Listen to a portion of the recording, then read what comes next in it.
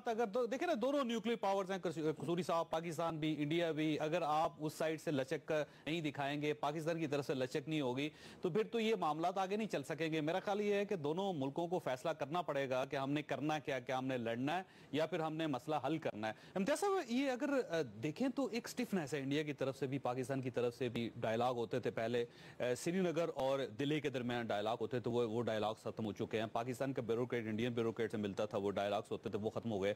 Foreign services की basis पे दोनों तरफ से डिप्लोमेट्स के डायलॉग्स होते थे, वो खत्म हो गए। और इसके साथ साथ लीडरशिप के डायलॉग वहां पे भी खत्म हो गए। तो पाकिस्तान की हिस्ट्री और इंडिया की हिस्ट्री में कभी ऐसे हुआ नहीं है कि इस हद तक स्टेल हो गई हो चीजें। तो जब इतना मुंजमद हो चुके हैं चीजें, तो अब मुस्तकबिल क्या है इस सारे इशू का? मुस्तकबिल का ज्यादातर दारोमदार मैं समझता हूँ कि मोदी हुकूमत पे है। जिस अंदाज में उन्होंने एक गैर लचकदार रवैया अख्तियार किया है, जिस अंदाज में उन्होंने बकौल अजीत डोवल के और दूसरे भारतीय रहनुमाओं के पाकिस्तान को कश्मीर के मसले पे सबक सिखाने का एक बिलवास्ता इंडिया दिया है, वो रवैया जब तक तय नहीं करेंगे उस वक्त तक मेरा ख्याल है जो बातचीत की ऑप्शन है वो बिल्कुल महदूद रहेगी। और उसमें जो कसूरी साहब बिल्कुल सही कहते हैं कि डिप्लोमेसी के दरवाजे आपने उस वक्त बंद कर दिए जब आपने रॉ के एक साबका सरबराह को अपना सिक्योरिटी एडवाइज़र बना लिया। काउंटर टेररिज्म का एक जो सरबराह है वो भी रॉ का एक साबका सरबराह है। तो उससे ये पता चलता है कि आपको बिल्कुल एक हार्ड लाइन, इंतहा पसंदाना, कौम परस्ताना सोच जो वो आपके वज़ीर आज़म हाउस में आके बैठ गई है, जिसकी वजह से आपने देखा कि 6-7 महीने से बॉर्डर पे भी टेंशन चल रही है, वर्किंग बाउंड्री भी टेंशन चल रही है।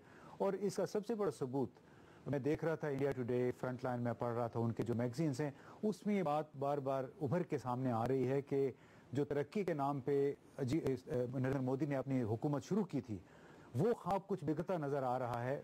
इसलिए कि सिर्फ तरक्की का नारा ले के आप एक फिर गुजरात के चीफ मिनिस्टर की तरह खुद को कंडक्ट करके आप तरक्की की वो मंजिल नहीं हासिल कर सकते हैं। लिहाजा ज़रूरी होगा कि आप एक बड़े मुल्क के वज़ीर आज़म के तौर पे सोचें। ऐसा वज़ीर आज़म जो मैं भी पढ़ रहा था जिसने ईरान में 15 अरब डॉलर की इन्वेस्टमेंट की बात की है।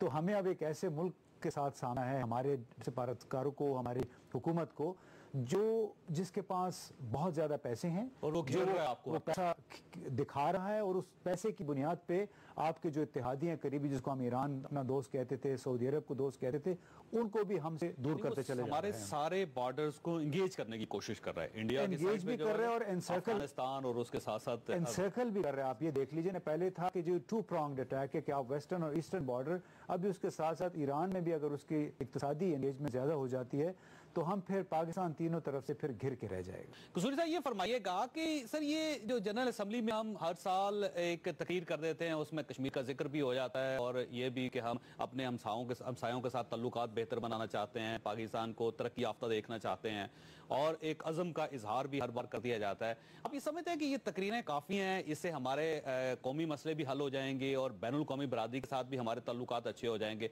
इन तकरीरों का क्या फ़ायदा है कसूरी साहब?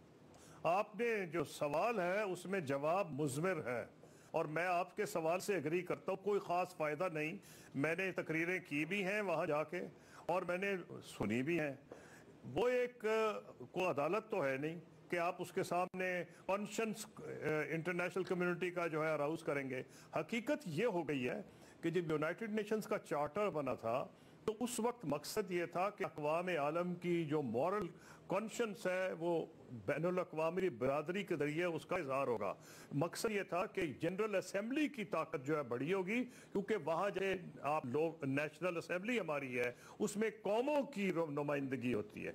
आहिस्ता आहिस्ता आपने ये देखा कि सिक्योरिटी काउंसिल सारी ताकत लेती गई और असल में अब फैसले सिक्योरिटी काउंसिल में होते हैं।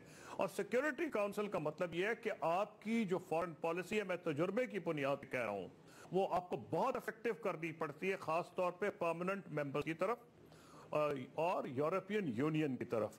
जब तक आप ये नहीं करेंगे, परमानेंट मेंबर्स में खुशकिस्मती चाइना के साथ हमारे ताल्लुकात बहुत अच्छे हैं और हम अपने दौर में मैंने कोशिश की उसे मजबूत करें और खुशी है कि मजबूत तर हो रहे हैं।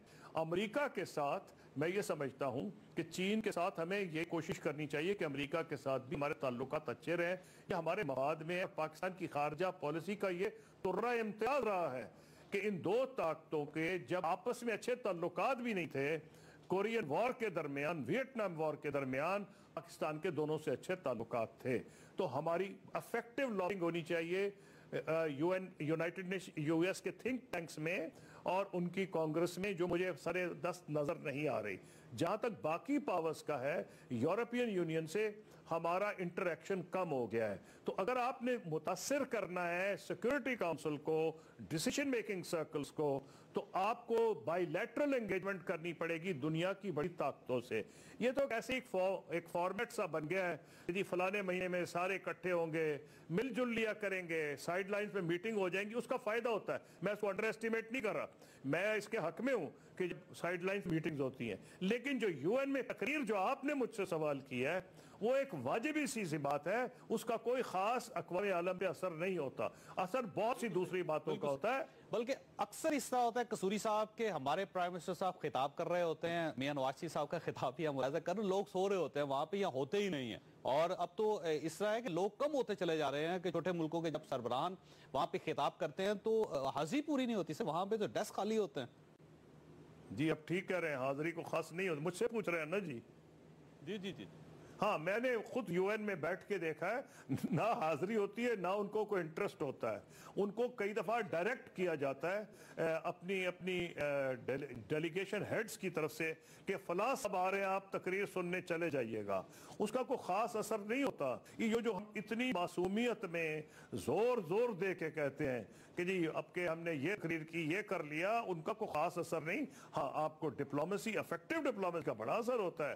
آپ انٹرنیشنل تھنک ٹینکس میں جائیں، بڑے بڑے دنیا کے جو اخبارات ہیں. میں نے سر یہ بتائیے گا کہ یہ جو جنرل اسمبلی میں ہمارے پرائم منسٹر صاحب نے تقریر کی، پرائم منسٹر صاحب ہمارے انڈیا کی طرف سے ان کی وزیر خارجہ، تو یہ ایک عجیب سا نہیں لگتا کہ پاکستان نے اپنا وزیر اعظم بھیج دیا اور انڈیا نے اتنے بڑے فورم کو اس قابل بھی نہیں سمجھا کہ وہ اپنے پرائم منسٹر کو بھیجیں، انہوں نے اپنا صرف وزیر خارجہ اپنی خاتون کو بھیج دیا وہاں.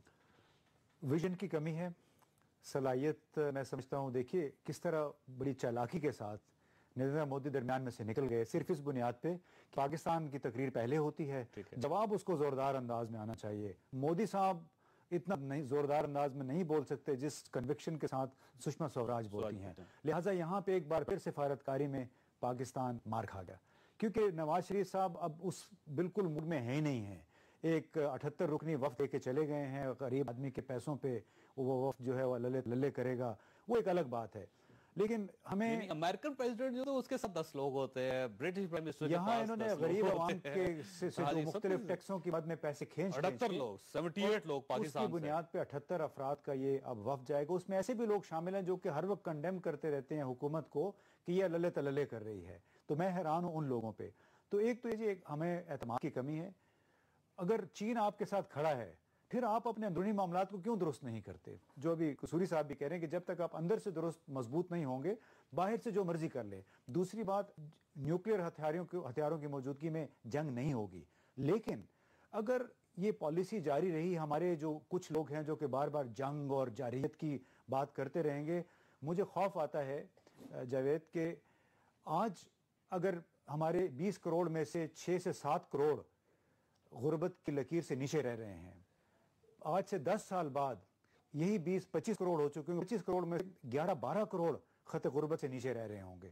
یعنی اس ملک میں نئی انویسٹمنٹ نہیں ہونی ہے، اس ملک کے ساتھ دوسرے ممالک نے آ کے اتحاد نہیں کرنا ہے. صرف چین کھڑا رہے گا، اور چین بھی اگر یہ حالات یوں ہی رہے 5-6 سال میں دیکھے گا، اس کے بعد اقتصادی راہداری اگر نہیں بنتی تو چائنا بھی چین یہاں سے گزر جائے گا.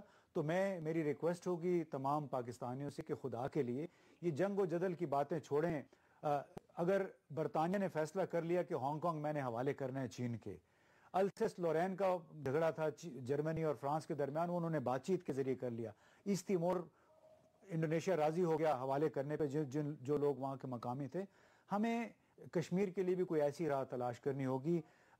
یہ آرمی کی جو طاقت ہے، بار بار اس کو بلا شبہ بہت اچھی ہماری آرمی ہے، بہت اللہ کرے یہ اس ملک کی نگہبان رہے، اس پہ کسی کو شک نہیں ہے. لیکن اس کو فلیگ کرنا کہ ہماری آرمی کی قوت ہے لہٰذا ہم جنگ کر سکتے ہیں بھارت کے ساتھ یا افغانستان کے ساتھ، خدارہ یہ جنگ و جدل کا زمانہ نہیں ہے. یہ اقتصادی مفادات کی براری کا، ان کو بڑھانے کا اور اقتصادی بل بوتے پہ خود کو منوانے کا زمانہ ہے.